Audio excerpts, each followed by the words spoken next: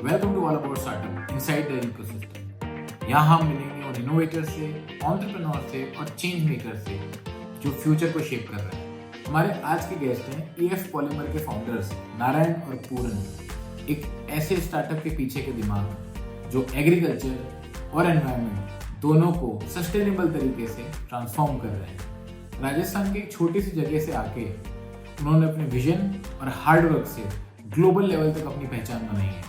Forbes India के cover तक का सफर ये बताता है कि पैशन और परसिवरेंस से कुछ भी मुमकिन है। आज के एपिसोड में हम जानेंगे उनकी एंटरप्रेन्योरियल जर्नी के स्ट्रगल्स, चैलेंजेस और कैसे ईएफ पॉलीमर फार्मिंग को बदल रहा है।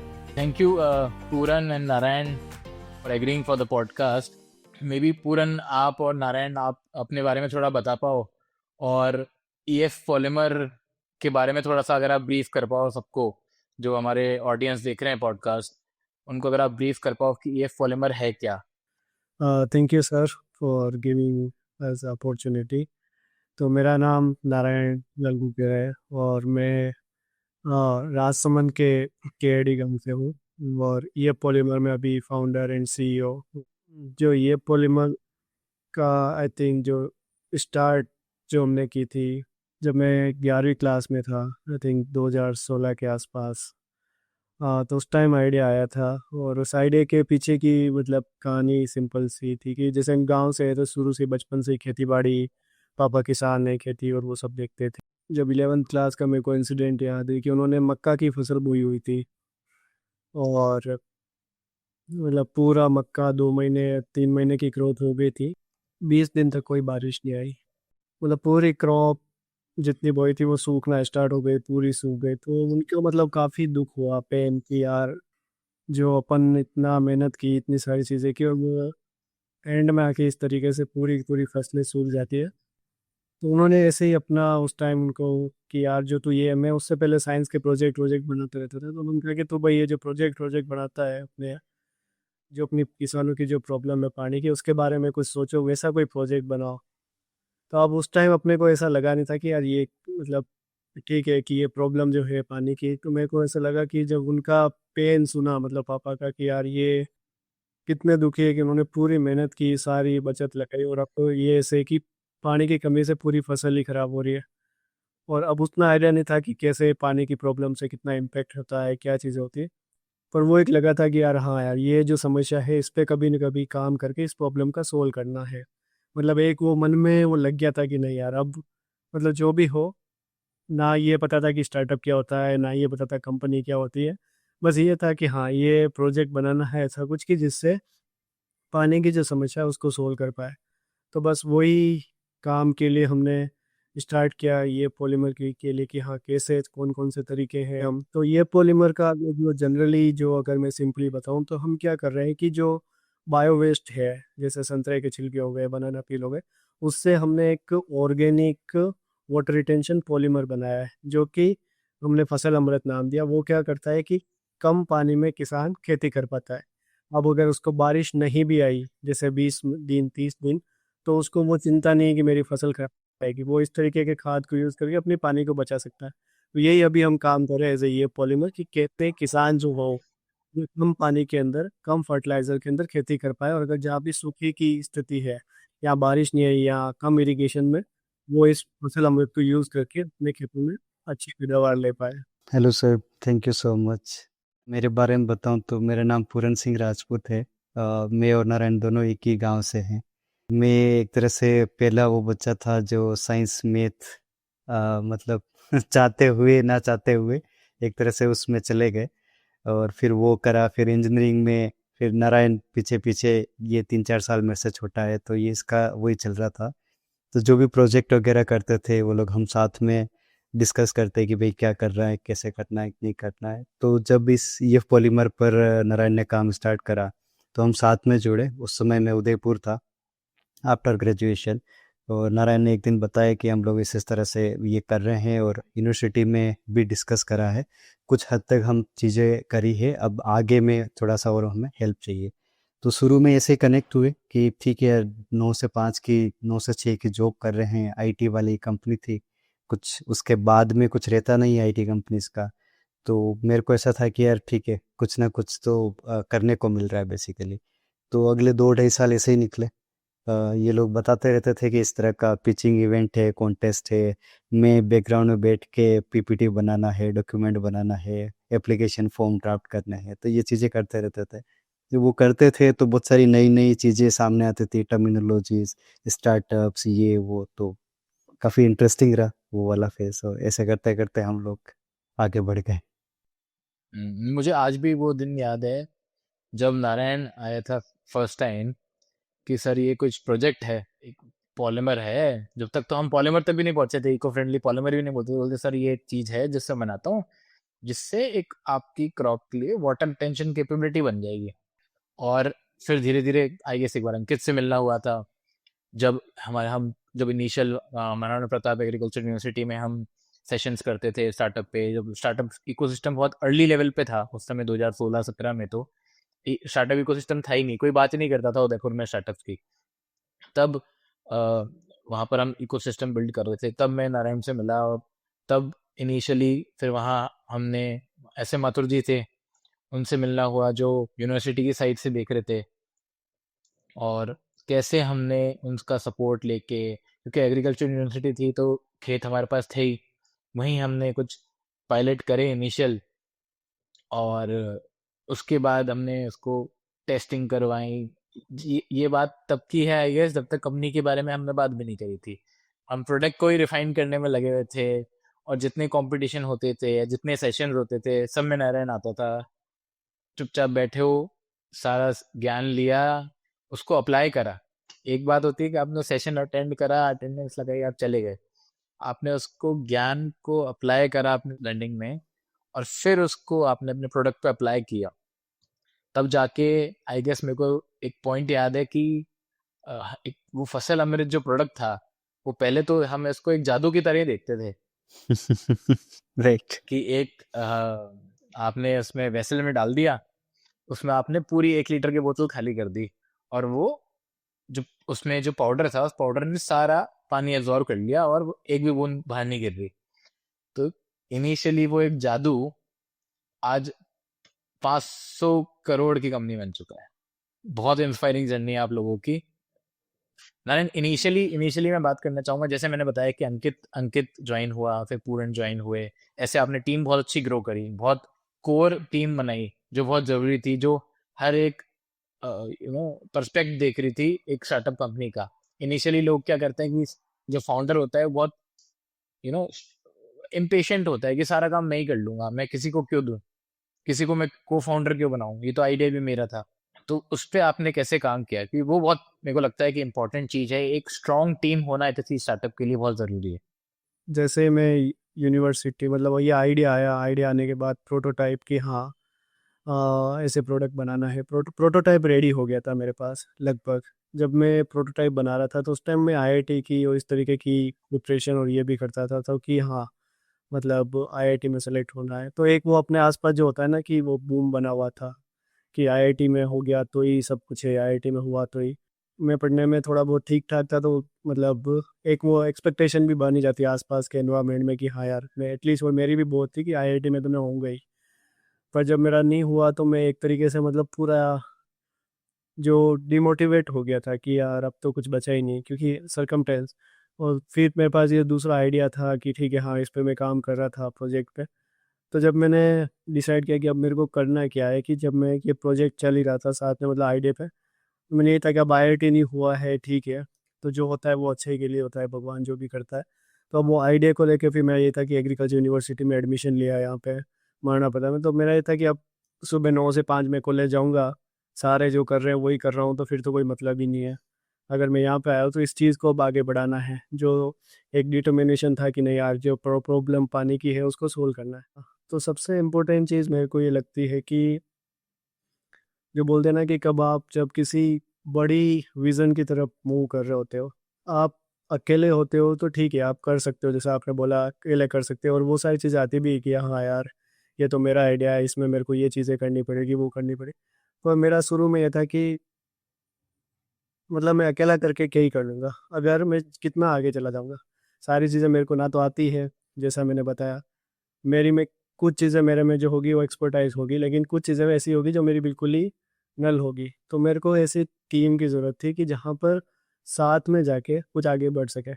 पर इसमें बहुत इम्पोर्टेंट होता है कि आप कौन से लोगों के साथ जुड़ते हो, क्योंकि बहुत बार ऐसा भी होता है कि मोस्टली जो चीज़ें या जो हमें लगता है कि स्टार्टअप शुरू में ही फेल हो जाते हैं, वो टीम के कारण ही होते हैं कि आपके पास अच्छे लोग नहीं है। मैं इसमें मानूंगा, आई थिंक मैं नेचर, मतलब ये मेरा नहीं था, इसमें मैं वही बोलूँगा कि नेचर खुद चाहती थी कि मैं ऐसे लोगों से जुड़ूँ। तो जैसे पूरन जी थे, तो इनको मैं बचपन से ही देखता आया था अपने गांव में। हम एक दूसरे के काफ़ी अच्छे दोस्त थे, सारी चीज़ें होती थी, और हम दोनों की पर्सनैलिटी कम्प्लीटली डिफरेंट थी। जो मैं सोचता था वो अपोजिट पूरन जी, लेकिन हम दोनों में ये था कि हाँ, जो भी चीज़ें हम मतलब अंडरस्टैंड करते थे दोनों को कि ठीक है। और दूसरा, हमने जब टीम बनाए थे, तो मेरा ये था कि लोग तो बहुत आते हैं, मतलब जैसे आप शुरू में जब कुछ नहीं होता है या जब चीज़ें नहीं होती, तब आपकी मदद कौन कर रहा होता है, वो बहुत इंपॉर्टेंट होता है। क्योंकि जब चीज़ें होने लग जाती है सारी चीज़ें, फिर तो कोई भी आता है। लेकिन उस time without money, without support, तो जब पूरन से जब भी हेल्प, तब तो इनको भी नहीं पता था कि आगे टीम बनेगी, स्टार्टअप होगा नहीं होगा, क्या होगा। इन्होंने निस्वार्थ हेल्प की, मतलब एज अ दोस्त की भी करते ही हैं लोग, पर दोस्त के अलावा भी इनका कि हाँ, एज इंटरेस्ट भी था। तो वो एक चीज़ मेरे को लगी कि आप जब हम टीम बना रहे थे, उसमें ये देखना था कि सही में लोग आपके साथ में क्यों जुड़ रहे हैं, एज वो पैशनेट जुड़ रहे हैं या किसी स्वार्थ से जुड़ रहे हैं, जब शुरू में आप टीम बिल्ड कर रहे होते हैं। तो वो एक की फैक्टर मेरे को जैसे पूरन जी में दिखा। दूसरा कि इनकी स्किल सेट क्या है, अगर जो मेरी स्किल सेट है वही अगर इनकी स्किल सेट है, तो फिर तो वैल्यू एड होगी नहीं। और जो इनकी स्किल सेट थी वो मेरी, जैसे मैं काफ़ी, मेरे को प्रेजेंटेशन बनाना नहीं आती थी, मेरे को चीज़ें नहीं करना आती थी। हाँ, बोलने में ठीक है, मैं बोल सकता था, लेकिन अगर उसको करना है तो वो एक्सपर्टाइज आई थिंक पूरन जी की काफ़ी अच्छी थी। तो मेरे को लगा था कि नहीं, हाँ, इनको अगर साथ में, तो हम एज अ टीम बन के चीज़ों को अच्छा दिखा सकते हैं। और उसका इम्प्लीमेंट भी हुआ भी, कि जब मैं शुरू में प्रेजेंटेशन करने जाता था, तो बहुत बार भले आइडिया यही था, हम जीतते थे काफ़ी में, हारते भी थे। अब मेरे को बताया कि काफ़ी शुरू में कंपटीशन जिसमें गए थे, सब में हारते थे, क्योंकि प्रेजेंट नहीं कर पा रहे थे कि हाँ, इसको दिखाना क्या, आपका आइडिया है, आप बोल के दिखा पा रहे हो, लेकिन उसको सही कि हाँ ये क्या है, आप जो एक स्टार्टअप में ज़रूरत होता है, उसमें आइडिया क्या है, प्रॉब्लम क्या है। तो वो उसमें दूसरा, अंकित का भी यही था कि जब मैं जा रहा था आई थिंक जयपुर पिच करने, तो वो ट्रेन में मिला था मेरे को। तब मैं उसको जानता भी नहीं था, वो मेरा जूनियर था कॉलेज। तो उसने मेरे लिए सीट रोकी कि सर आप यहाँ आ जाओ। तो उसका वहाँ से दिखा कि यार हाँ, ये बंदा जब अपनी सीट रोक के मेरे को सीट दिया, तो मतलब उसमें वो एक दिखा कि हाँ ये कुछ, और फिर उसका इंटरेस्ट कि वो भी निस्वार्थ होकर मेरे साथ आया पूरा जयपुर, उसने उसने पूरा चीज़ें अरेंज की वहाँ पे। तो जो टीम का, जो मेरे को लगता है कि एक तो दो चीज़ें होती है कि पहला तो आई थिंक मैं नेचर ने हमें मिलवाया। आई थिंक मैं तो जस्ट एक मीडियम था कि हाँ, एक ये जो आइडिया है इसको हम आगे लेके जाए, तो उसमें साथ में इस लोगों को जोड़ा साथ में, पहला। दूसरा, आई थिंक टीम में इम्पोर्टेंट होता है कि वो लोग जो मतलब जो है वो ग्रीडीनेस वाले नहीं है। जो भी, अगर आप टीम में, हमारी शुरू वाली टीम में, तो जो भी पूरन जी हो गए या अंकित हो गया, तो मतलब लोगों को ऐसा ना तो पैसों का ग्रीडीनेस थी, ना ऐसा हमारे में कभी ऐसा था कि क्या हो रहा है, किसी को क्रेडिबिलिटी की ग्रीडीनेस थी कि नहीं, कि यार अखबार में आज इसका फोटो आया तो मेरा क्यों नहीं आया, इसका आया तो इसका क्यों नहीं। बहुत बार ऐसी चीज़ें होती है, तो हमारे में शुरू में कभी किसी का नहीं, ये पॉलीमर का आना चाहिए, किसका आ रहा है, कैसे आ रहा है, तो वो ऐसा कभी हुआ नहीं। हाँ, बाकी तो वो चीज़ मेरे को लगती है कि एक टीम में कि आप दोनों का ट्रस्ट होना चाहिए कि हाँ, अपना जो विजन बड़ा है, जो छोटी छोटी चीज़ें वो तो होती रहेगी, हमेशा ही होगा। और आप अगर साथ में हो तो लड़ाई और झगड़े, वो सारी चीज़ें, पर जब अलाइन करो तो वो मेरे को लगता है टीम के लिए काफ़ी ज़रूरी था। और इसीलिए साथ में फिर बुद्धि प्रकाश जी हो गए, शशि प्रताप हो गया, वो लोग भी जुड़े।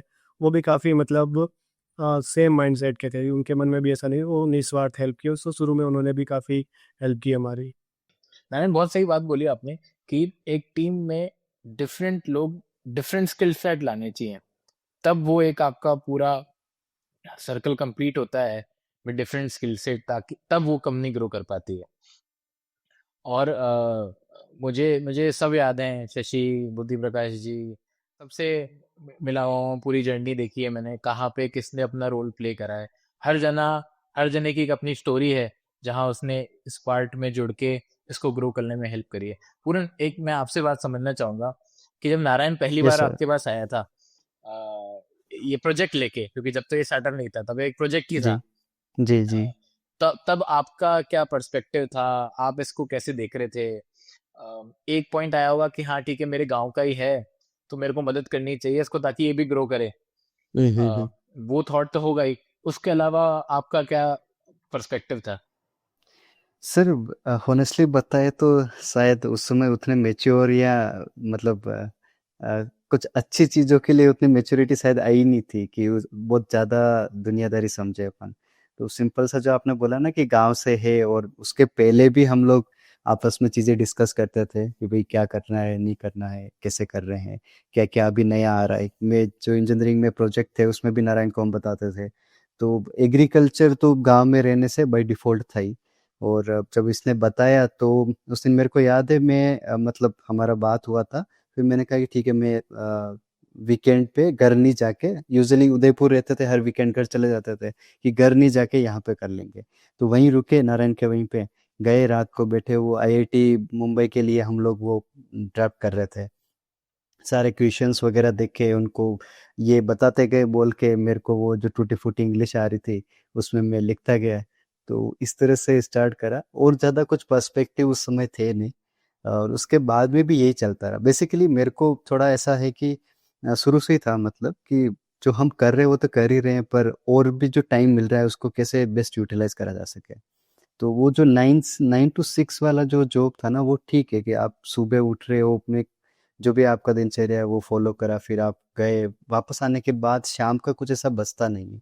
तो वो मेरे को एक बढ़िया प्लेटफॉर्म मिल गया काइंड ऑफ, कि जहाँ पे मेरे को जब भी टाइम मिलता है ना, कि हाँ फ्री है, कहीं पे टाइम देना है, तो आप वहाँ दे सकते हो।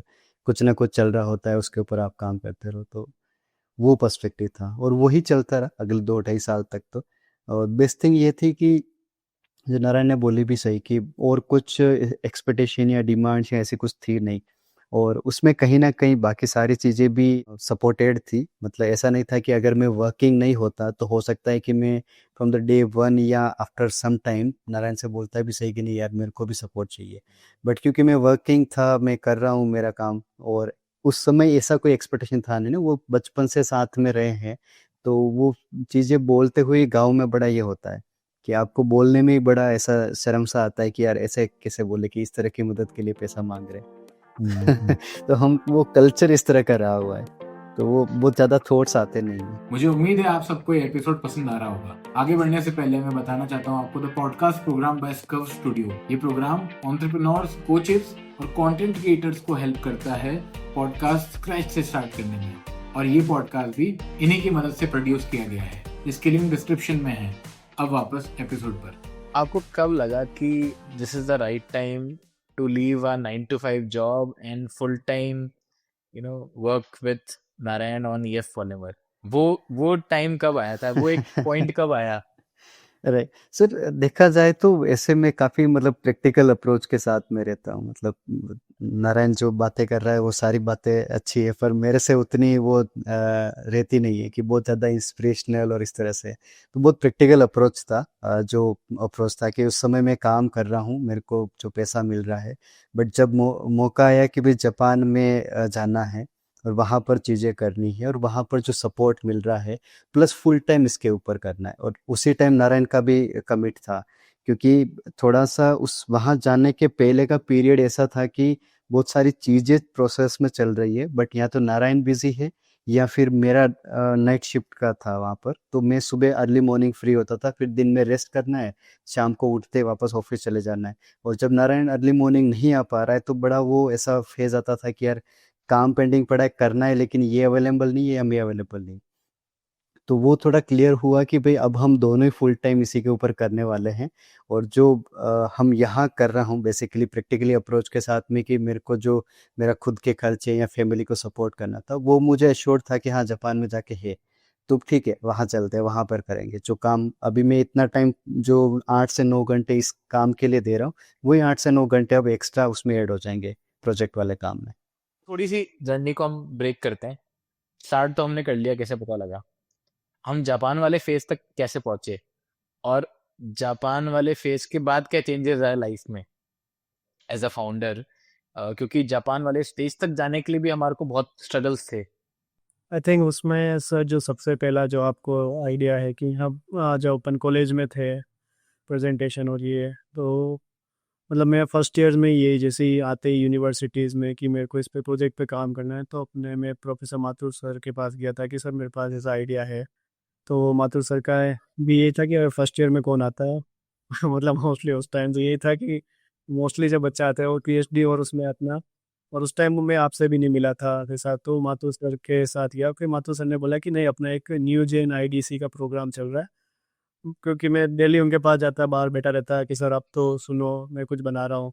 तो सर ने कहा कि चल तू रोज आ रहा है चीज़ें तो एक बार तेरे को ये न्यू एचपी के प्रोजेक्ट में डालते हैं, वहाँ पे अगर तेरा प्रोजेक्ट लगता है तो वहाँ से फिर शायद वहाँ पे अपना जब आया स्टार्टअप ओएसिस का जिसमें आप थे वहाँ पे, फिर अपना वहाँ पे मिलन हुआ कि हाँ। तो फिर उससे पहले ना कभी स्टार्टअप के बारे में सुना था, जैसे आपने बताया था। तो पहली बार जो स्टार्टअप का नाम ही सुना था, कंपनी की स्टार्टअप होता है कि वो आपसे ही सुना था कि हाँ स्टार्टअप क्या होता है। वो सेशन जब हुए तो वहाँ पे इंक्यूबेशन में आप और माथुर सर कि हाँ ये इस तरीके से। तो फिर जब वो आइडिया, अब उसमें आइडिया में पिच क्या होता है, एलिवेटर पिच क्या होता है, ये सारे वर्ड मतलब एक तरीके से कि क्या है, पर वो आप लोगों से सुन रहे थे कि आपका गाइडेंस था कि हाँ अभी हमें ये प्रेजेंटेशन बनानी है। वही चीज़ मैं फिर आके पूरन जी को बताता कि आज हमने ये बनाना है ये। अब मेरे को पता था कि हाँ चीज़ें क्या थी, लेकिन उसको बनाने के लिए फिर ऐसे सची हो इन लोगों को कि हाँ अपने को ये पिच बनानी है, फिर ये एप्लीकेशन करना है तो अपने शुरू में काफ़ी एप्लीकेशन जहाँ पे भी अपने को जैसे आई स्टार्ट का हो गया या अपने जो ये अलग अलग हुए, तो ऐसे बहुत सारे कंपटीशन में अप्लाई करते हो। शुरू में जैसे मैंने बताया कि सेलेक्ट होते ही नहीं थे, और काफ़ी बार फिर उसमें जो सबसे पहला जो आई थिंक जो चेंजेस आया वो मैं जब अ, जयपुर के अंदर जब सीएम वसुंधरा राजे का, ऐसे अपन अप्लाई तो कर रहे थे, लेकिन जब सीएम वसुंधरा राजे का जो एक इवेंट था उसमें मैं गया था, और वहाँ पर मतलब उस एग्जीबिशन के अंदर वसुंधरा राजे और जो किरण महेश्वरी उस टाइम थे वो आए, उन लोगों ने देखा और वो वहाँ पे 2 मिनट तक रुके। तो वो चीज़ फिर काफ़ी मीडिया में, और वहाँ पे है कि सीएम इस प्रोजेक्ट पे इतना क्यों रुकी, तो वो अगले दिन मीडिया में आया। तो उसके बाद थोड़ा सा ऐसे यूनिवर्सिटी में, क्योंकि उससे पहले यूनिवर्सिटी में भी इतना नहीं था, फिर वहाँ पे यूनिवर्सिटी में भी कह रहे अपने बच्चे कुछ कर रहे हैं ऐसा। तो फिर वहाँ से एक थोड़ा सा कि हाँ जो हम कर रहे थे उसका हमें भी लगा कि यार पहली बार चलो अखबार में कुछ आया, कहीं से रिकॉग्नाइजेशन मिला, तो वो थोड़ा और उसमें एक मोटिवेशन हो रहा है कि हाँ जो कर रहे हैं वो सही में सही है, मतलब आइडिया। और बाकी फिर उसके बाद जब चीज़ें चलती रही, फिर जब अलग अलग पिच कंपटीशन में जाने लगे, पिच रिफाइन होने लगी, तो शुरू में जैसे मैंने बोला था कि हम कहीं पे भी जीतते नहीं थे, फिर उसके बाद तो ऐसा हुआ कि हर कंपटीशन में, चाहे एआईसीटी का आपको पता है, हम जब गए थे तो सारे के सारे अवार्ड जीते थे दिल्ली के अंदर, नेशनल लेवल पे 7 इंटरनेशनल अवार्ड भी था उसमें। फिर आईआईटी में जो यूरेका कंपटीशन था उसे मतलब हर आईआईटी के अंदर हमने सारे रहे उस सब में विनर। तो अब वो चीज़ें ऐसे होने लगी थी कि हाँ अब वो हमारे लिए एक हो गया था कि हाँ पिच करना है, जाना है, जीत के आए। वो चीज़ें हो रही थी वहाँ पे कि ठीक है गए जीते, उससे थोड़ा बहुत पैसा भी आ रहा था, वो सारे चीज़ें भी हो रही थी। पर अल्टीमेटली अभी तक यही था कि हाँ भाई प्रोडक्ट है आपके पास 2-4 किलो, उसको आप दिखा रहे हो जादू जीत रहे हो, सारी चीज़ें हो रही, पर वो अभी वो ऐसा नहीं था कि फेज़ की फुल टाइम क्या करना है या आगे कैसे क्या होगा। तो वो चीज़ें मतलब अपने यहाँ का भी काफ़ी डिस्कशन होता था कि अब ठीक है आपका आइडिया हो गया है, आपका आइडिया में आपने वैलिडेशन, कुछ अर्ली वैलिडेशन कर दिए, आपका मार्केट से आपने अलग अलग कंपटीशन में ये आपने वेरीफाई कर दिया कि पोटेंशियल है इस आइडिया में, क्योंकि न्यू चीज़ है, इनोवेशन है, तो कहीं ना कहीं वो एक वेरिफिकेशन हो गया था। लेकिन अभी जो एक्चुअल कस्टमर था उससे वेरिफिकेशन होना बाकी था, या जैसे कुछ तो वेरिफिकेशन हुए थे कि ठीक है मैंने अपने खुद के खेत में डलवाया, मेरे पापा ने डाला और उनको काफ़ी अच्छा लगा, आसपास के कुछ लोगों ने जैसे यूनिवर्सिटी में डाला, तो वो कुछ अर्ली वेरिफिकेशन तो थे, लेकिन कोई लार्ज इतना ऐसा नहीं था कि हाँ। तो सबसे पहले एक किसी इवेंट के बाद हमें 100 किलो का ऑर्डर आता है 2018 में। अब उस टाइम हमारे लिए ये था कि अब कैसे बनाए, क्योंकि ना तो आपके पास रिसोर्सेज हैं, ना आपके पास पैसे हैं, ना आपके पास कुछ चीज़ें हैं, और आपको पहला ऑर्डर भी मिला है कि ठीक है आप 100 किलो बना के दो।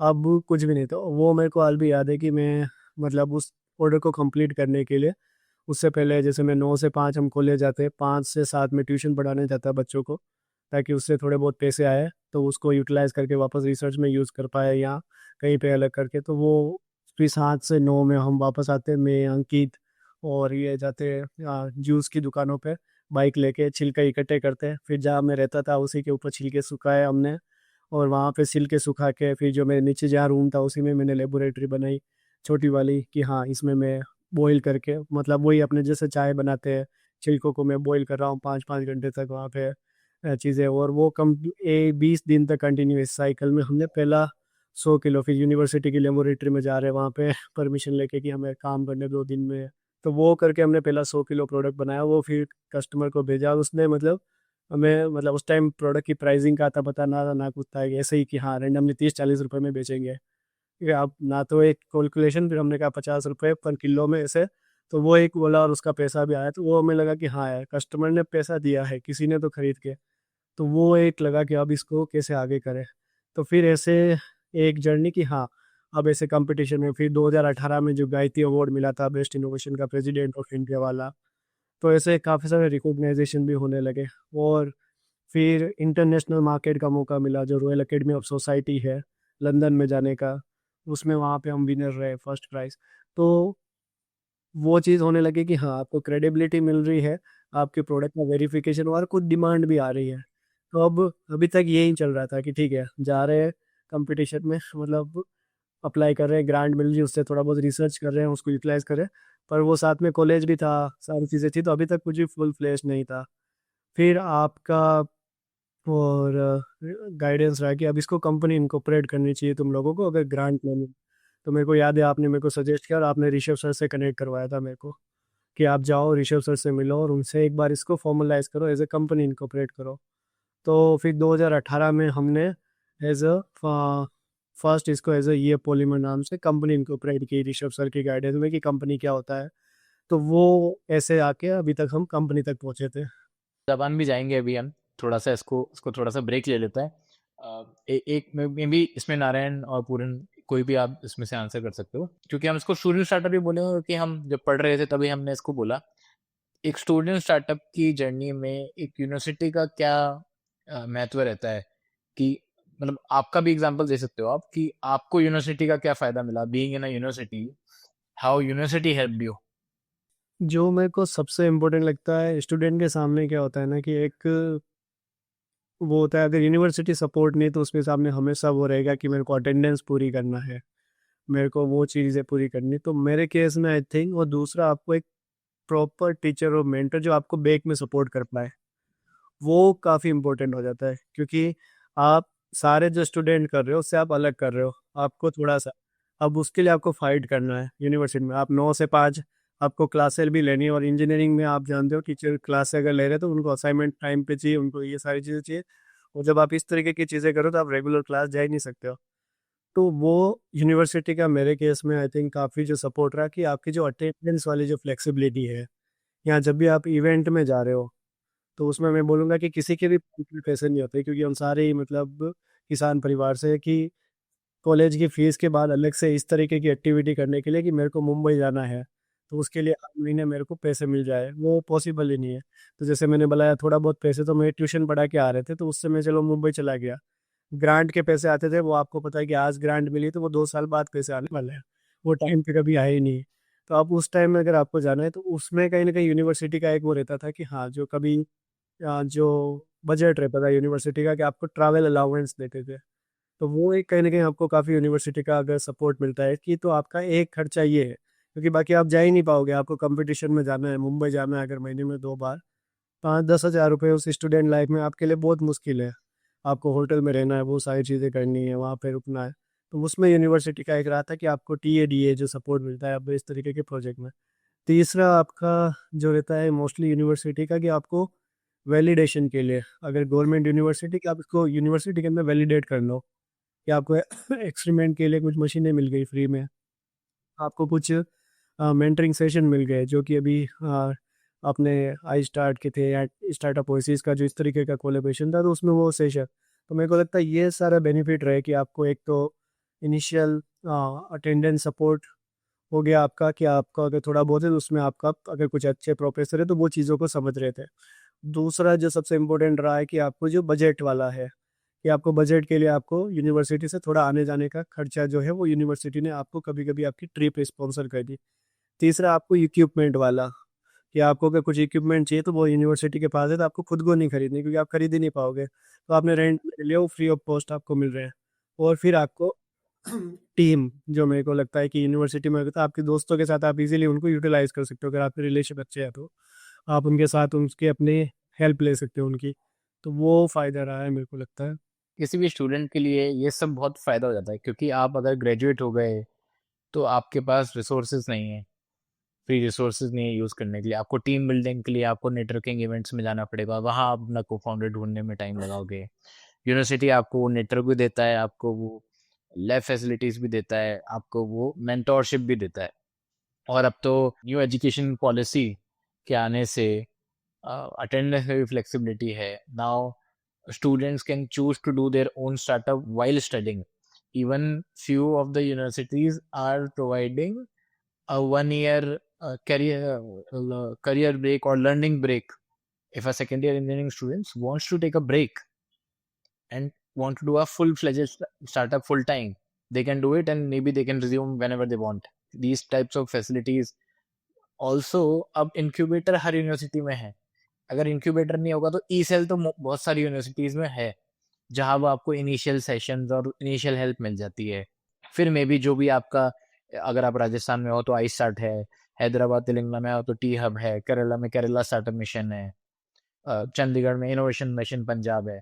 तो हर स्टेट अब एंटरप्रेन्योरशिप और स्टार्टअप्स को प्रमोट करने में लगी हुई है। हमने इनिशियल जो हमारा वसुंधरा जी ने हमारे को सबसे बड़ी ग्रांट दी, जो हमारा एक मेजर स्टेप आया हमारी जर्नी में। और वहाँ से जापान जाना कैसे हुआ? हाँ, तो मोस्टली जैसे मैं बता रहा था कि 2018 में हमने कंपनी और इस तरीके से एप्लीकेशन चल ही रहा था। इसको मैं बोलूँगा आई थिंक कि जो नेचर चाहती थी, या कि कुछ ऐसा कि हाँ, हम हमेशा सोचते थे कि जापान टेक्नोलॉजी में अच्छा है, जापान उस चीज़ों में अच्छा है, तो जापान का एप्लीकेशन आया गूगल पे उससे पहले।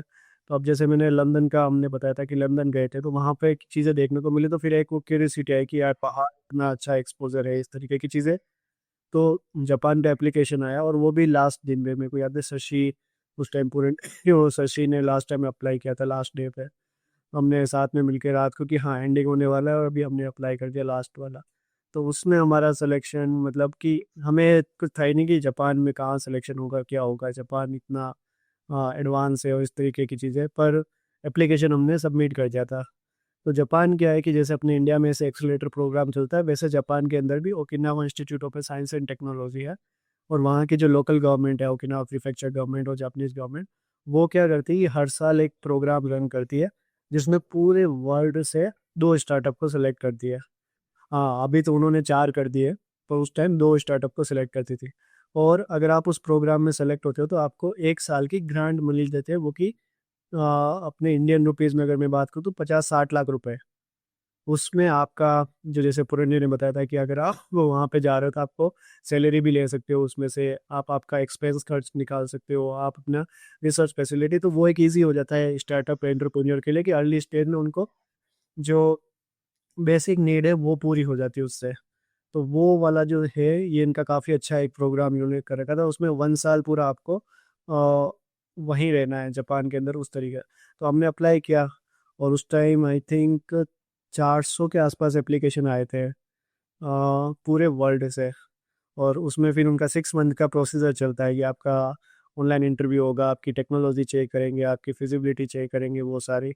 तो वो भी, अब हमें उस टाइम इतनी इंग्लिश आती नहीं थी, पर फिर भी ऑनलाइन में हमने दिखाया और हम सेलेक्ट हो गए। एक कंपनी इंडिया से हुई थी, फर्स्ट कंपनी आई थिंक हम ही थे जो इस प्रोग्राम में सेलेक्ट हुए थे, और एक रशिया से हुई थी, तो हमें 2 कंपनी को उन्होंने सेलेक्ट कर दिया। अब हमारे सामने ये था कि ठीक है, कि जब सेलेक्ट हो गए तो हमें जापान जाना है 1 साल के लिए, और अभी मैं था थर्ड, मतलब मेरा सेकेंड ईयर कंप्लीट हुआ था, मैं कॉलेज के बीच में था, थर्ड ईयर में।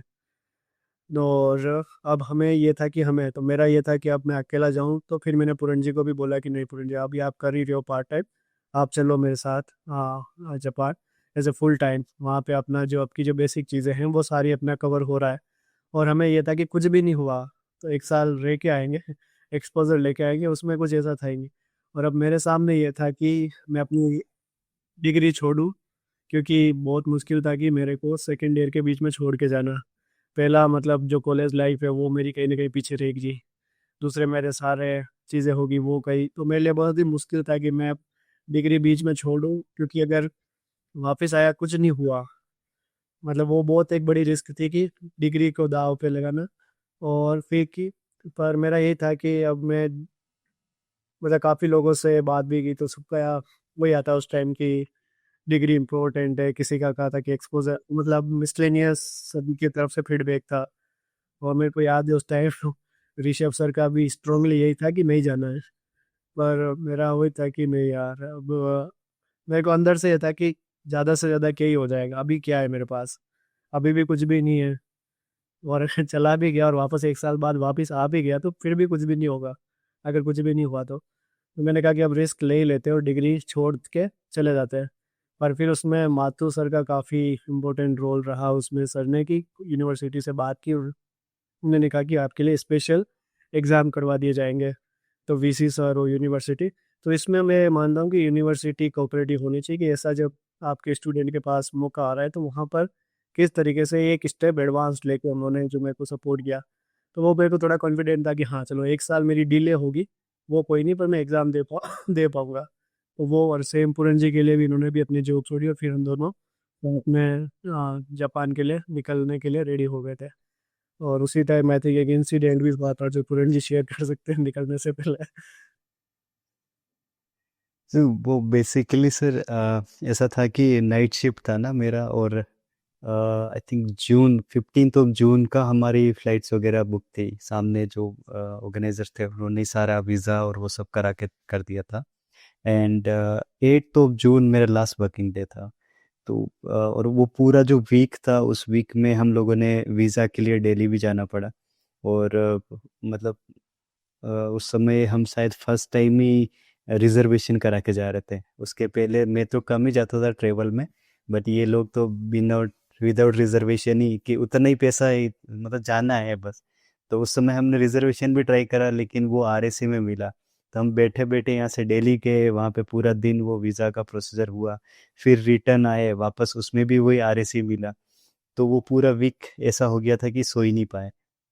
और फिर मैं उस दिन लास्ट वर्किंग डे था, तो जो रूम में छोटी मोटी चीज़ें थी, कपड़े वगैरह, वो सब पैक करके कि घर पे चल लेते हैं। सुबह सुबह ही घर पे निकल गया बाइक लेके। और मेरा जो रूम पार्टनर था वो, और रास्ते में मेरे को बाइक चला चलाते नींद आ गई। तो तो वो तो मतलब ट्रेजिक सा एक्सीडेंट हुआ। फॉर्चुनेटली भगवान की दया से बहुत ज़्यादा बड़ी चोट नहीं है। मेरा जो राइट हैंड था, मतलब राइट हैंड है, यहाँ पर ये जो बोन है ये ब्रेक हो गया था।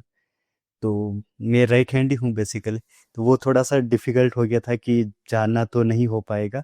फिर मैंने वो फ़ोटोज़ वगैरह लिए, मेडिकल रिपोर्ट और वो सब जापान साइड में उनको ईमेल करा कि मेरे को थोड़ा एक्सटेंशन या वो चाहिए कि 1 महीने बाद ज्वाइन करूँ। तो नारायण ने उस समय फिर इसका तो था ही कि भाई इस एक को तो ज्वाइन करना ही है, क्योंकि हम ऑलरेडी 3 महीने डिले करा चुके थे। आइडियली उनका अप्रैल में प्रोग्राम स्टार्ट होता है, और नारायण के 6 सेमेस्टर के एग्ज़ाम थे, तो हमने थोड़ा डिले कराया था कि हम जून के बाद ही ज्वाइन कर पाएंगे। तो फिर नारायण उधर गया, मैं 1 महीने बाद गया था। तो वो काफ़ी मतलब इस तरह की चीज़ें थी। फर्स्ट टाइम फ्लाइट में जाना, वो भी इस तरह से टूटा हुआ हाथ लेके। और वो इंटरनेशनल ट्रिप से थे, पहले डोमेस्टिक कभी गए नहीं आप तो। पहली फ्लाइट वो भी इंटरनेशनल। हाँ, पहली फ्लाइट उदयपुर से मुंबई, मुंबई से फिर हांगकांग, हांगकांग से ओकिनावा। डर डर इतना था क्योंकि एक तो हाथ जो था उस पे प्लास्टर लगा हुआ था पूरे, और ऊपर से कभी बैठे नहीं ना। तो मेरे को याद है हांगकांग के लिए 6 घंटे की फ्लाइट थी मुंबई से, 6 या 7 घंटे की। मैं उठा तक नहीं सीट से, टॉयलेट भी बाहर आने के बाद करा। वही नाइस, तो वही था, जैसे मैं भी मतलब पहुंचा, अपने अकेला चला तो गया यहाँ से बिना सोचो। मेरे को तो कुछ आइडिया नहीं था, क्योंकि मैं लंदन गया था, पर वहाँ तो चलो इंग्लिश का था, तो इतना मैं उस फॉर्म में था कि हाँ इंग्लिश तो थोड़ी बहुत टूटी फूटी बोल ले।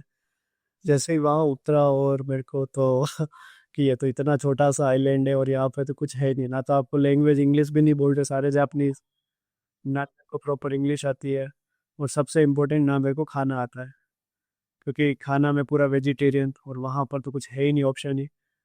और ना मैंने, क्योंकि मेरे 4 बहन हैं तो कभी घर पे कभी बनाना यही नहीं खाना, कभी सीखा ही नहीं फिर मैंने उसके बाद जैसे ही गया वहाँ पे, और अब वो पहला महीना मेरे को याद है, सिर्फ बिस्किट या फिर फल फ्रूट उस पे निकाला पूरा 1 महीना, कि हाँ थोड़ा बहुत जो भी वेगन मिला वो खाया 1 महीना। तो ऐसे करके मतलब वहाँ पे कि ठीक है हाँ आप सेटल हुए। फिर उसके बाद पूरन जी आए, फिर इनको खाना बनाना आता था, तो फिर इनका हाथ भी टूटा हुआ था फिर भी ये बताते हम साथ में करते हुए फिर वहाँ पे निकाला 1 साल।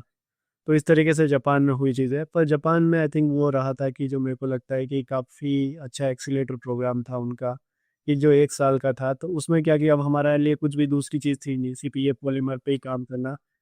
तो जो रिसर्च में जो चीज़ें बाकी रह रही थी कि हाँ हमें प्रोडक्ट में इम्प्रूवमेंट करना है, या मतलब एटलीस्ट वो सारे जो वैलिडेशन चाहिए, कि अगर जापान ने वेरीफाई कर दिया मतलब थोड़ा बहुत ये कॉन्फिडेंट आ जाएगा कि हाँ अब वहाँ के प्रोफेसर के साथ में उन्होंने छोटी छोटी चीज़ें रात भर लगते रहते थे उनके साथ में बेसिक से बेसिक एक्सपेरिमेंट करना, जो कि काफ़ी एक लर्निंग रही मेरे लिए भी, और बेसिक रिसर्च सीखना।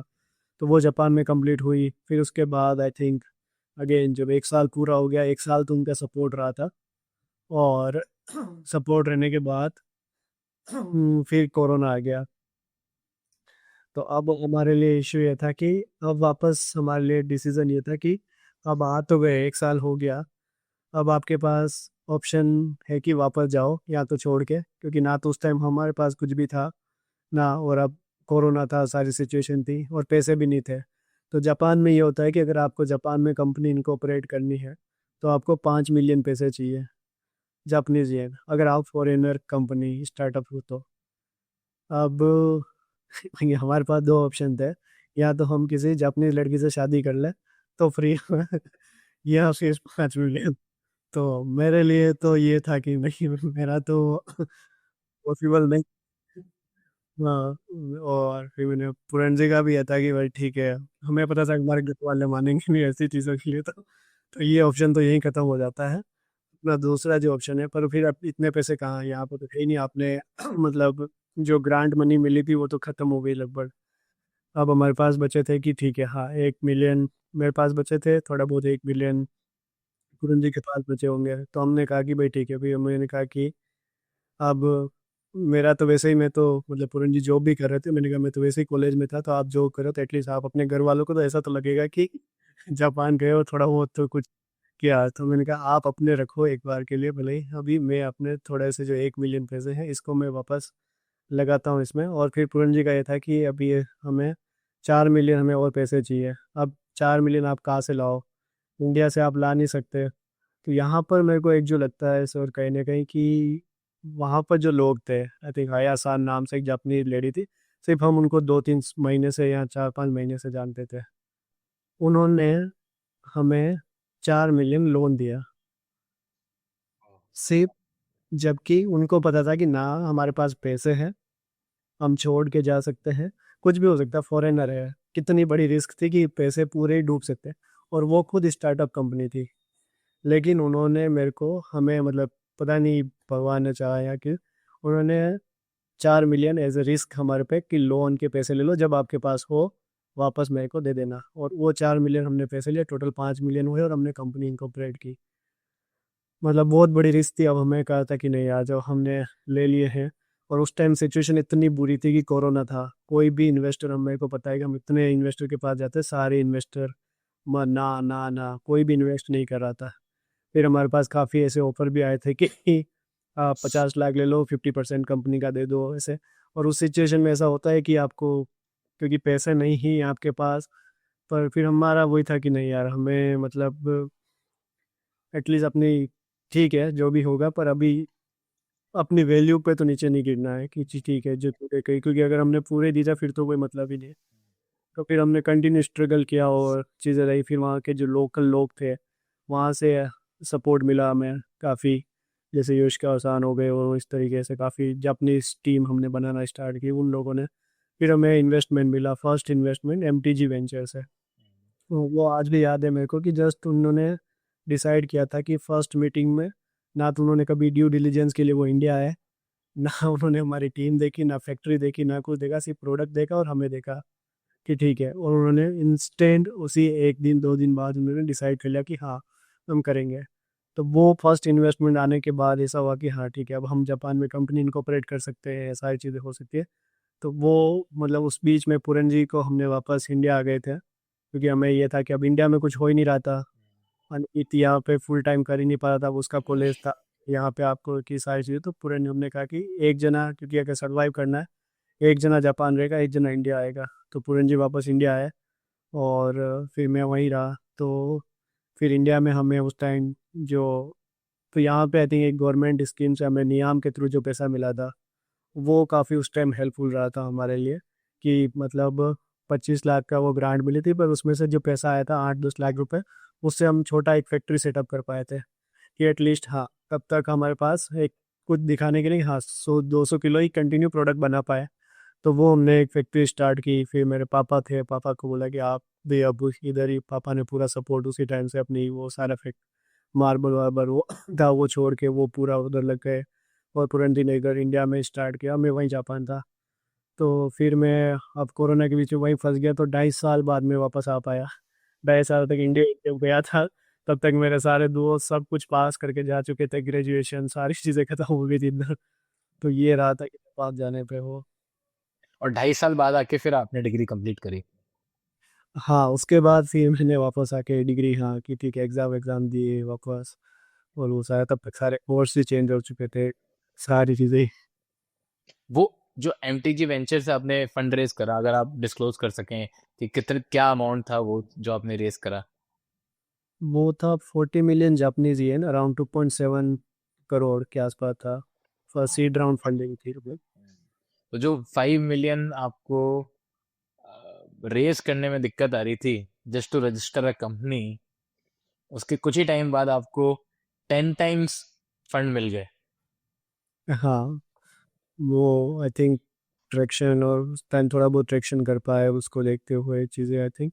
तो वो उसके बाद थोड़ी सिचुएशन थोड़ा ठीक हुई, क्योंकि अब हमारे पास थोड़े पैसे थे तो उन लोगों को हायर कर सकते थे। थोड़ी बहुत हम अपने चीज़ों को, मतलब काफ़ी स्ट्रगलिंग था। ऐसा था कि अभी अभी देखते तो ऐसा लगता है कि हाँ हो गया, पर वो जो चीज़ें निकली थी वो हम, कि कब दिन रात कब कहाँ चली गई पता ही नहीं चलता था। सुबह उठते थे, शाम लग रहे हैं तो आज भी वही है, मतलब कर रहे हैं उस चीज़ को।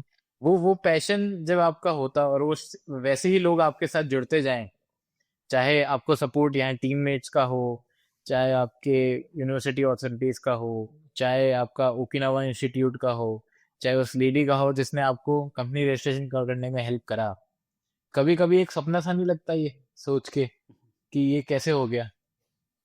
मेरे को तो ये लगता है कि सर, मतलब मैं हम नहीं कर रहे, या मैं नहीं कर रहा हूँ। आई थिंक मैं ये मानता हूँ, मेरा जो बिलीव है भगवान पे या नेचर में, कि आई थिंक हमें चूज़ किया गया एज अ मीडियम। और एक जो हमारा वाई है वो बहुत क्लियर है कि हमें क्यों करना है आई थिंक। और वो वाई है कि कहीं ना कहीं हमें प्रॉब्लम सॉल्व करनी है सस्टेनेबल तरीके से, कि वो किसानों के चेहरे पे खुशी लानी है, कि अगर हाँ यार कि सही में अगर इस प्रॉब्लम को सोल्व कर पाए और वो खुशी आ पा रही है, तो अंदर वो सेटिस्फेक्शन मिलता है कि हाँ यार थोड़ा बहुत वो हो पा रहा है। और शायद भगवान या मैं मानो नेचर भी यही चाहता था कि वैसे लोगों को ही साथ में जोड़ा जो इस वाई के साथ में थे। तो वो कहते हैं ना कि अगर आपका मन चंगा तो कटौती में गंगा। तो वो वाली सिचुएशन है कि भाई आपका अगर मन साफ है, क्योंकि हमारे में मैं किसी का भी, मेरे को नहीं लगता कि हमें हाँ बहुत ज़्यादा पैसा का ऐसा कोई लालच है कि आज भी कि हाँ बहुत ज़्यादा पैसा हो गया तो ये बड़ी गाड़ी लेनी है, बड़ा वो चीज़ें करना है। किस मेरा तो सिंपल सा है कि लिमिटेड चीज़ें हो भी, और उसके हाँ कि अकेले पर उसका एक इम्पैक्ट की रियल में वो जो चीज़ करने के लिए निकले वो कर पाए, उससे खुशी मिले एट द एंड। पर हाँ अब जैसे कंपनी होती तो बहुत सारी चीज़ें होती है, वो सारी चीज़ें फैक्टर आते ही है। पर अल्टीमेट गोल वही था, और उसी को लेके कि हाँ आपको लोग भी वैसे मिले, वो सारी चीज़ें हुई। तो मेरे को वही लगता है कि जो लोग मिले साथ में जुड़े, वो कहीं ना कहीं नेचर के थ्रू ही जुड़े। और वो मैंने नहीं जोड़े, आई थिंक नेचर ने चाहा कि हम साथ में जुड़े और एक किसी विज़न की तरफ जो आगे बढ़ रहे हैं किसी प्रॉब्लम को सोल्व करने के लिए, वो एटलीस्ट कुछ कर पाए। I completely resonate with this. और मैं एक बात बोलना चाह रहा था कि जो आपका वाई आज है वही आपका वाई 2017 में भी था जब हम पहली बार मिले थे।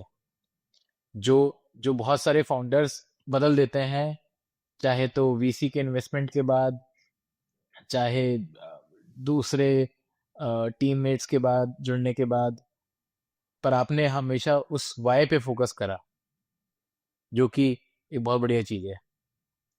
नारायण, एक पीछे एक मैगजीन पड़ी हुई है जिसमें मेरी नजर जा रही है, क्या वो आप दिखा पाएंगे क्या? शायद फोर्ब्स जी की कोई मैगजीन है।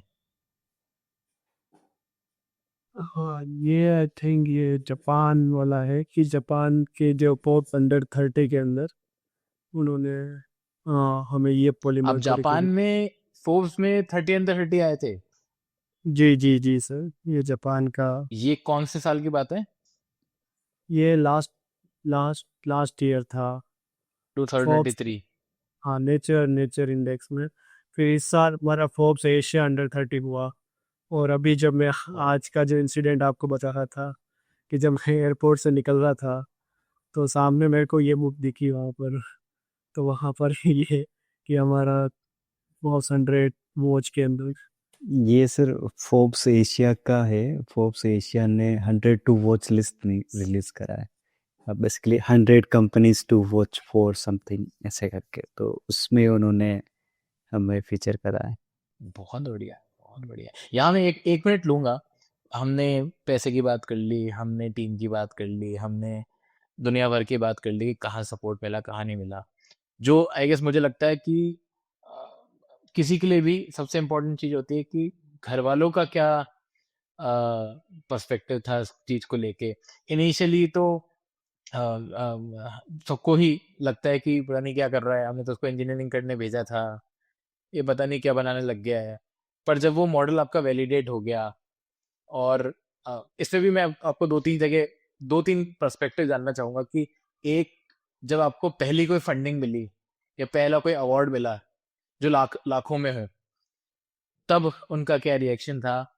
जब आप जापान जाने वाले थे, जब आप जापान गए, तब क्या उनका नजरिया था इस पे? और जब आप वापस आए, अ, अ, उस कंपनी की आप वैल्यूएशन बढ़ा के आप अपनी एक कंपनी जापान में रजिस्टर करा के, तब उनका क्या पर्सपेक्टिव था? और आखिरी में जब उनने ये मैगजीन पे देखा आप दोनों की फोटो, तब उनका क्या नजरिया था, उनका क्या एक्सप्रेशन था? क्योंकि मुझे लगता है कि किसी भी इंसान के लिए अपने माँ बाप के चेहरे पे खुशी देखने से ज्यादा कोई सक्सेस नहीं है। जी सर।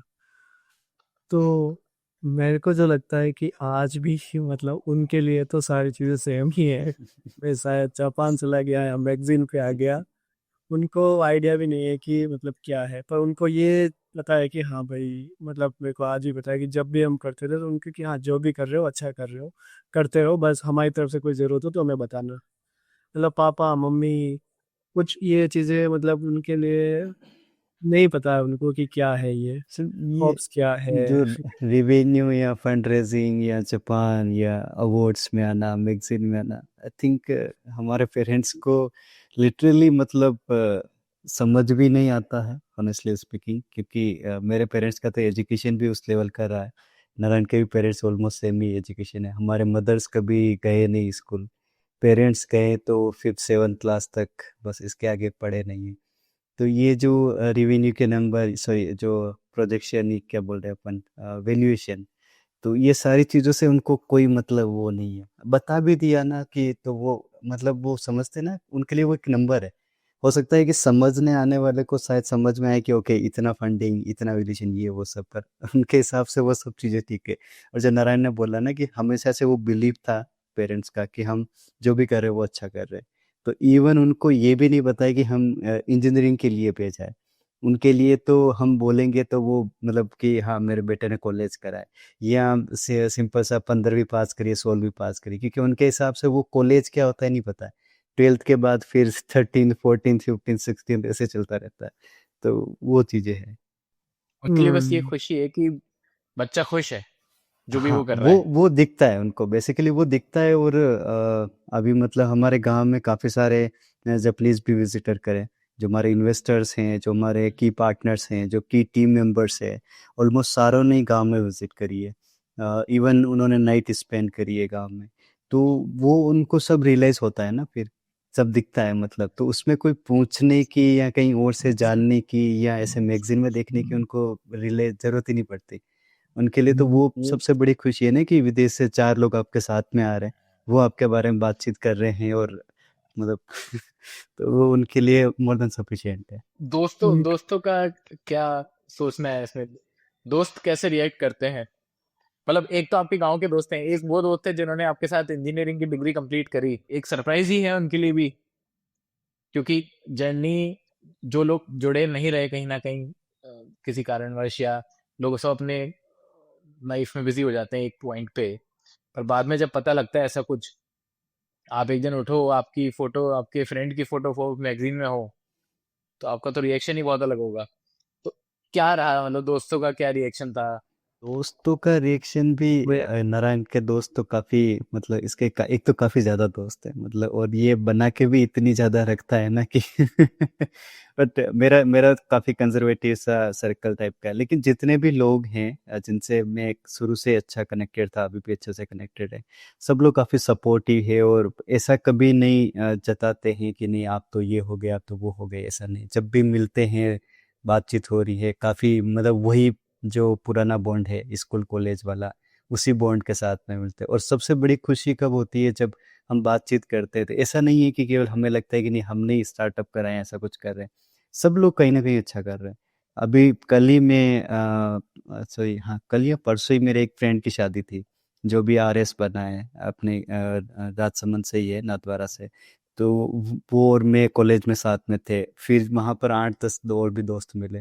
तो कोई ना कोई मतलब सब अमेजिंग टाइप का काम कर रहे हैं, किसी न किसी भले ही ऑफिशियली हमने जैसे स्टार्टअप रजिस्टर करा, हम कहीं इनकॉर्पोरेट करिए, बाकी चीज़ें फॉर्मलाइज हो गई, उनके लिए वो फॉर्मलाइज नहीं चल रहा है बट काम उसी लेवल का चल रहा है।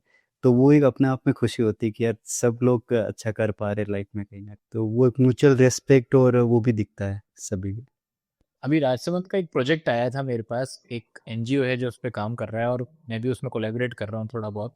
सपोर्टिव वो है पीएम और ऐसा। श्री स्कूल्स जितने भी हैं, राजसमंद को उन्हें एज अ डिस्ट्रिक्ट चूज करा है, और उनको अपलिफ्ट करेंगे through this entrepreneurial mindset, developing there entrepreneurial mindset, और क्या उनके वहाँ करिकुलम डेवलप कर सकते हैं। क्योंकि अभी तक जो स्कूल्स हैं वहाँ पर कहने को एक कंप्यूटर लैब है जो ताला लगा रहता है, क्योंकि ना तो टीचरों को यूज़ करना आता है, ना कोई बच्चा यूज़ कर पाता है। तो हम उन टीचर्स को ट्रेन करना चाह रहे हैं, ये मिनिस्ट्री ऑफ एजुकेशन की तरफ से है, और उसमें हम जैसे यूनिवर्सिटीज़ और कॉलेजेस में इंस्टीट्यूट इनोवेशन काउंसिल होते हैं, ऐसे स्कूल्स के लिए भी काउंसिल हैं, तो वहाँ हम उनको ट्रेन करेंगे। और Rajsamand is identified as the first district to start from. काफी तो अच्छा जब वहाँ की भी इनिशिएटिव। कहानी आई थी, तो उनसे भी मैंने सबसे पहले एग्जांपल ईएस पॉलीमर का ही दिया, कि मैंने कहा राजसमंद के लोग हैं, वहीं से निकले हैं और अब ये कर रहे हैं।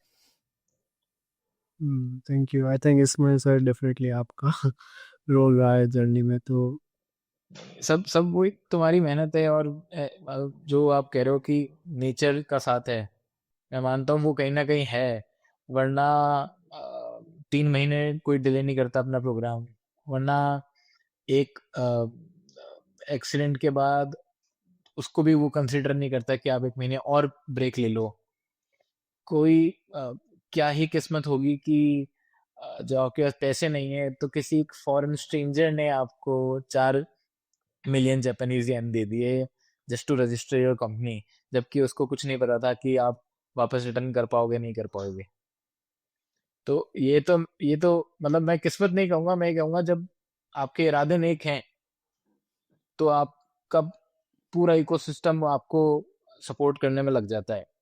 और मैं कहीं उस इकोसिस्टम का एक छोटा सा इनिशियल हिस्सा था, जहाँ से हम शुरू कर पाए। जो नए एस्पायरिंग एंटरप्रेन्योर हैं, या जो स्टूडेंट्स हैं, या जो लोग हैं जो टियर 2 टियर 3 और रूरल एरियाज में हैं, और वो बोलते हैं कि बिकॉज हमारे पास तो कोई रिसोर्सेज ही नहीं है, या हम कैसे करेंगे, उनके लिए आपके मैसेज देना चाहते हैं। जो सबसे बड़ी इंटरेस्टिंग बात लगती है ये पॉलीमर में, अ, जो नारायण ने स्टार्ट करा बेसिकली, मतलब आइडिया क्या है वो बात की बात है, पर जो भी आइडिया था उसके ऊपर स्टार्ट करा है।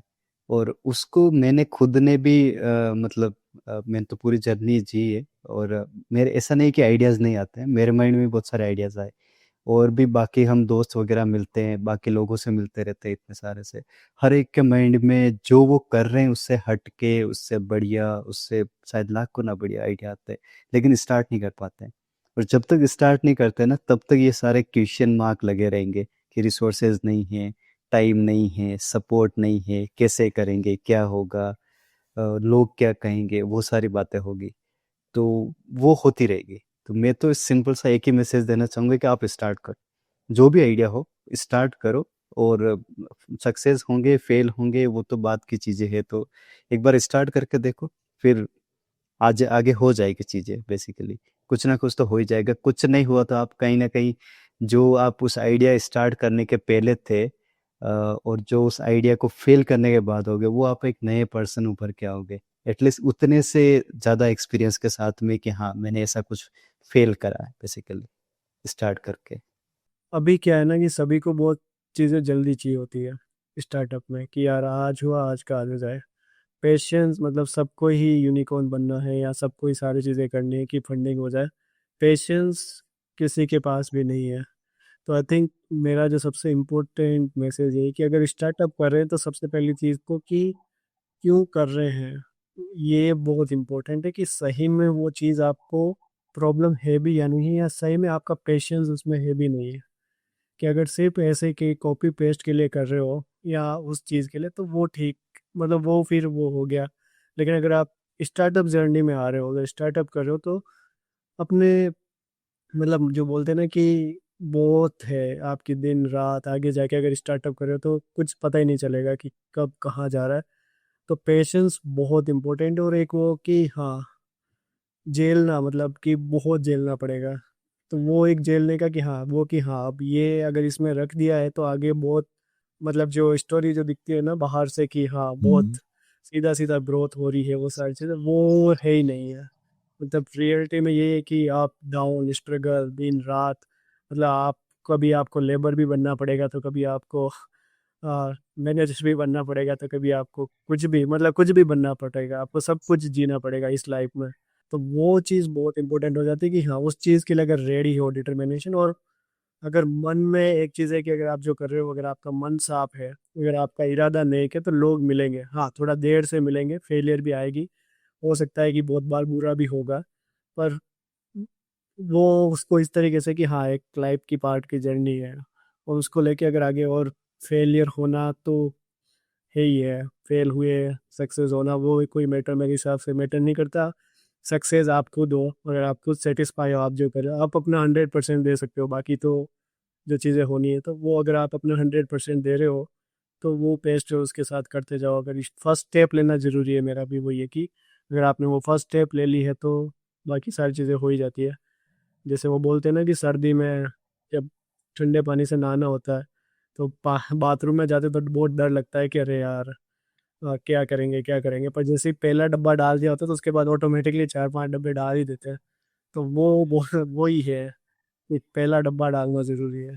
और आई थिंक सर, क्विकली थोड़ा सा ये भी मेंशन करना चाहूँगा कि अभी रिसेंटली देखें, जब आप हमें सपोर्ट कर रहे थे, उस समय का इकोसिस्टम, उस समय का अवेयरनेस देखें लोगों में, और एक आज 2024 के एंड में हम बैठे हैं, स्टार्टअप्स हैं, एआई इतना आ गया है। शायद आपको स्टार्टअप स्टार्ट करना है, मतलब मैं बोल रहा हूँ कि 6 क्लास का बच्चा जो कंप्यूटर पर कुछ टाइप कर सकता है, वो भी, उसको भी एआई दे दो, वो टाइप कर लेगा भी स्टार्टअप कैसे स्टार्टअप करना है, और वो अपना आइडिया बताएगा। इतना ब्रेनस्टॉर्मिंग हो जाएगा, इतने चीज़ें आपको एडवांस में पता चल जाएगी, और वो इस तरह के रिप्लाईज होंगे जो बहुत सारे एक्सपीरियंसेस और बहुत सारी चीज़ों को देख के आ रहा है। तो वो इतने सारे रिसोर्सेज हैं आपके पास में कि नॉट नेसेसरीली कि आप बहुत ज़्यादा डीप में जाओ, फेल होके ही सीखो, जो अभी तक हम बोलते आ रहे थे कि भाई जब तक फेल नहीं होगे तब तक सीखोगे नहीं। वो थोड़ा सा अब गलत भी प्रूव हो रहा है कि ज़रूरी नहीं कि फेल होके ही सीखना है, दूसरों की गलतियों से भी आप सीख सकते हो। तो अ, उसका फायदा भी है, लेकिन नुकसान भी क्या है ना कि लोग इतना डीप में चले जाते हैं, मतलब एक रियल में तो कोई एक पहला स्टेप लेते ही नहीं है। वो पहले स्टेप लेने के आगे के जो 10 या 100 स्टेप है, उतने स्टेप तक की सोच में चले जाते हैं कि ये होगा तो क्या होगा, ऐसे करेंगे तो क्या होगा। जानना अच्छा है, बुरा नहीं है, लेकिन इवेंचुअली होता क्या है ना, इतनी सारी सोचने के बाद उनको लगता है यार तो बहुत बड़ा मुश्किल काम है, नहीं कर पाएंगे, अपन स्टार्ट ही नहीं करते हैं, तो उसके चक्कर में वो रह जाते हैं। तो इस ये जो अभी जितना अवेयरनेस और जिस तरह का इकोसिस्टम डेवलप हुआ है, इसका बेनिफिट बहुत सारे हैं, लेकिन जो थॉट प्रोसेस है वो लोगों को कहीं ना कहीं इम्प्रूव करनी चाहिए। बात वही है कि कहीं भी जाना है तो घर से तो निकलना पड़ेगा, राइट। और बाहर निकलेंगे तो लोग मिलते रहेंगे हाँ। और कारवां चलता रहेगा, कहानियां बनती रहेगी। कहानियां बनती रहेंगी। तो घर से निकलने से ना डरें और पहला डब्बा जरूर डालें। राइट। Done, done. तो एक लास्ट क्वेश्चन और, नेक्स्ट 4-5 सालों में ये पॉलीमर को आप कहाँ देखते हैं? क्योंकि अभी जो 4-5 साल थे वो बहुत क्रूशियल थे, जहाँ से आपने ग्रास रूट लेवल से निकल के एक अच्छी कंपनी फॉर्मेशन बनाया, अब आपका सब कुछ स्ट्रक्चर्ड है, सब कुछ ग्रोथ आ रही है। नेक्स्ट 5 साल का क्या विजन है आपका? तो विज़न सर हमारा जो है वो अगेन वही सेम है कि जो ये चीज़ स्टार्ट की है उसको आज हम 40,000 किसानों के पास है, तो आने वाले टाइम में एटलीस्ट 10 मिलियन 20 मिलियन किसानों तक पहुंच पाए, और जो किसान सही में इस प्रॉब्लम को फेस कर रहा है उनके वहाँ पे इस प्रॉब्लम को सोल्व कर पाए। और ये पॉलीमर की ये चीज़ें तो ही, इसके अलावा जो दूसरा पर्सपेक्टिव है कि जो सस्टेनेबल टेक्नोलॉजी के थ्रू जो एग्रीकल्चर के अलावा जो सेगमेंट्स हैं, जैसे न्यू यूज़ केस हो गए, कॉस्मेटिक सेगमेंट में जैसे रिसेंटली हमने अपना प्रोडक्ट लॉन्च किया है, आइस पैक हो गए, इंडस्ट्रियल एप्लीकेशन हो गए जहाँ पर केमिकल पहले यूज़ होते थे, तो कैसे हम जो बोलते हैं ना कि सर्कुलर टेक्नोलॉजी के थ्रू जो एग्जिस्टिंग एनवायरमेंटल प्रॉब्लम है उसको सोल्व कर पाए, और वो एक नए एवेन्यूज़ जो है वो हम डोर्स ओपन कर पाए थ्रू ये पॉलीमर। और यही है कि हाँ, अगेन कि जितने ज़्यादा फार्मर्स और किसानों के चेहरे पे मुस्कान ला पाए वही हमारी जीत है। वही जितना कर पाए उतना रहेगा हमारे विजन में, वही हमेशा।